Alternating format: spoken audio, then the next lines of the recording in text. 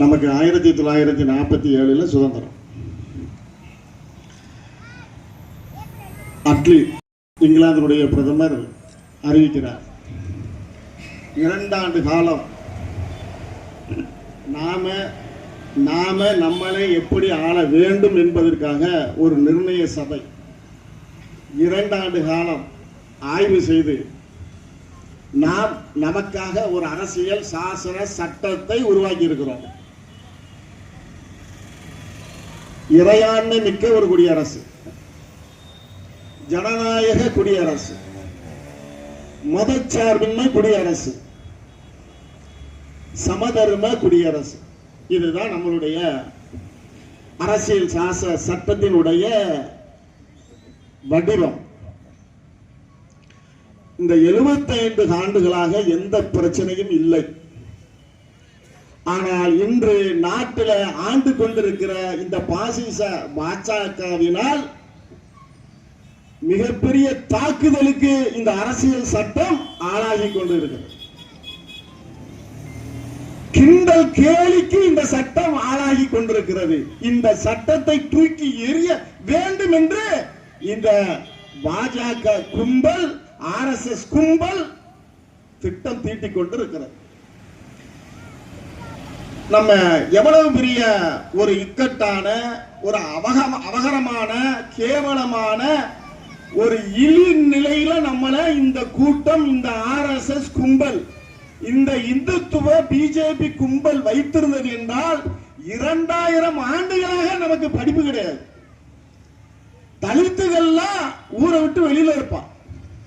சாதி பெருமை பேசக்கூடிய பிற்படுத்தப்பட்ட வகுப்பினரு, அது கவுண்டரா இருக்கட்டும், வன்னியரா இருக்கட்டும், நாடாரா இருக்கட்டும், தேவரா இருக்கட்டும், இன்னும் யாராவது இருக்கட்டும், சாதி பெருமை பேசுவான வழிய அவனும் படிக்கவில்லை, அதிகாரத்தில் இருக்கவில்லை. இந்த அடிப்படையில தான் இந்த சட்டம் எல்லோருக்கும் வேண்டும், நாம் எல்லாம் சமமாக இருக்க வேண்டும், மதச்சார்பின்மையாக இருக்க வேண்டும். இந்த நம்பிக்கை நமக்கு கொடுத்ததின் விளைவாக ஜாதியை விட்டு, மதத்தை விட்டு, மொழியை விட்டு, பிளவுகளை விட்டு நாம் ஒன்றுபட்டு இந்த அரசியல் சாசன சட்டத்தை தூக்கி பிடித்தோம். இன்று அந்த சட்டத்துக்கு மிகப்பெரிய ஆபத்து இந்த RSS பிஜேபி கும்பலால் வந்திருக்குது. இதை தூக்கி பிடிக்கின்ற நாடு முழுக்க இந்த சட்டத்தை தூக்கி பிடிக்கின்ற, இது வெளிப்படையாகத்தான் சொல்லியாக வேண்டும், ஒரே இயக்கம், ஒரே கட்சி, அது திமுக தான். பிஜேபி கூட யாரெல்லாம் இருக்கிறார்களோ அவர்கள் பாஜகவிடம் இருந்து எந்த நன்மையும் நமக்கு பெற்றுத்தர முடியாது.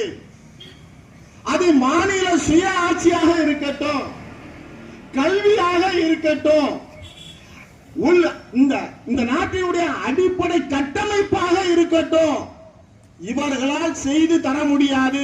இன்றைக்கு தமிழ்நாடையும் எடுத்துக்கொள்வோம், பிஜேபி ஆளக்கூடிய மாநிலங்களையும் எடுத்துக்கொள்வோம்.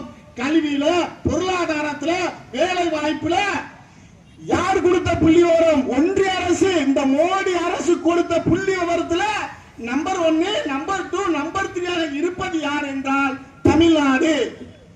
நம்ம கொடுத்துருக்க புள்ளி விவரம். அன்பான மக்களே, இந்த கும்பல் நாடு முழுக்க ஜெயிச்சதாக காட்டுகிறது. ஆனால் ஒரு காலமும் இவர்கள் 2019 இருந்து இந்த பிஜேபி கும்பல் ஜெயிக்கவில்லை, வெற்றி பெறவில்லை என்று அரசியல் சாசன தேர்தல் கமிஷனுடைய அறிக்கையில அதனுடைய டாக்குமெண்ட எடுத்து ராகுல் காந்தி அவர்கள் எல்லாத்தையும் என்னென்ன தில்லுமுள்ளுகள் நடந்திருக்கிறது என்பதை விட்ட வெளிச்சமா காட்டினாரு. நிர்மலா சீதாராமனுடைய அமைச்சராக, ஒன்றிய அமைச்சராக இருக்கக்கூடிய நிர்மலா சீதாராமனுடைய கணவர் பிரபாகர் என்ற அவர் சொல்றாரு, திருட்டுத்தனம் பண்ணி இருக்கு. ஆந்திராவை எடுத்து சொல்றாரு, ஆந்திராவில் 17 லட்சம் வாக்குகள் இரவு 11:45 45 மணி 11:45 இருந்து 2 மணி வரை 17 லட்சம் வாக்குகள் இரவுல எப்படி ஓட்டு போய் சேரும்? இரவுல 17 லட்சம் வாக்குகள் போய் சேர்ந்திருக்கு. தரவுகளை எடுத்து வைக்கிறாரு. நாம ஒரு வாக்குச்சாவடியில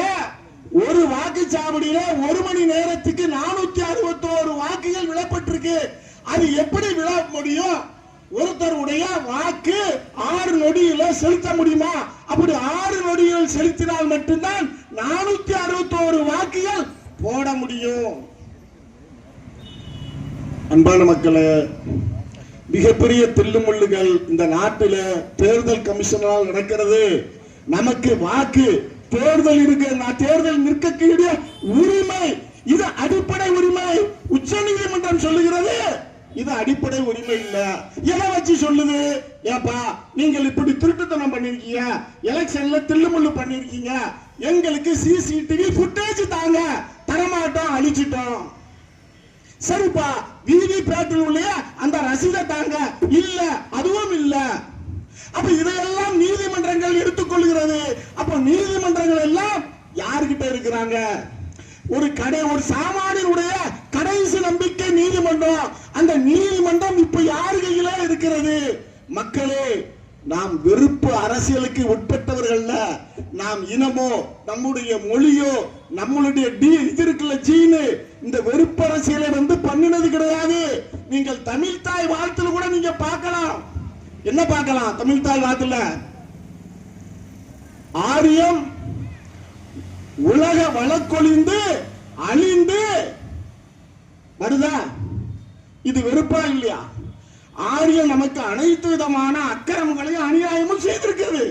ஆரியம் அந்த பார்ப்பன கும்பல் செய்திருக்கு. ஆனாலும் அந்த வரிகளை தமிழ் தாயில நீக்கிவிட்டு தமிழ் தாய் வாழ்த்தை உருவாக்கியவர்கள் தமிழர்கள். ஆனா அவன் வந்தே மாதிரம் பாட சொல்றான். இந்திய தாய் காளி, துர்கா காலி பண்ணிடுவாங்கிறான். இது காலி பண்ணிடுவாங்கன்னு யார சொல்றான் அப்படின்னா, பார்ப்பன அல்லாத மக்களை சொல்லுகிறான். வெறுப்பை அதை சட்டமாக ஏற்றுகிறான்.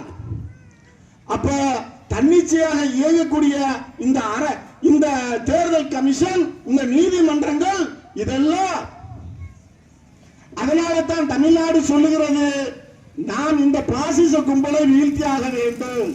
நாம எப்பொழுதும் நாம தான் இந்த இந்தியாவுக்கு வழிகாட்டுதலா இருக்க வேண்டும். அன்பை நம்ம சொல்ல வேண்டும், சமத்துவத்தை நாம் சொல்ல வேண்டும், மதச்சார்பின்மை நாம் சொல்ல வேண்டும். நாம் இந்த தேர்தலில், இந்த 5 மாநில தேர்தலிலும் நாம் ஜெயித்தாக வேண்டும். இந்த பாசிச கும்பலை விரட்டி அடிக்க வேண்டும். செய்தி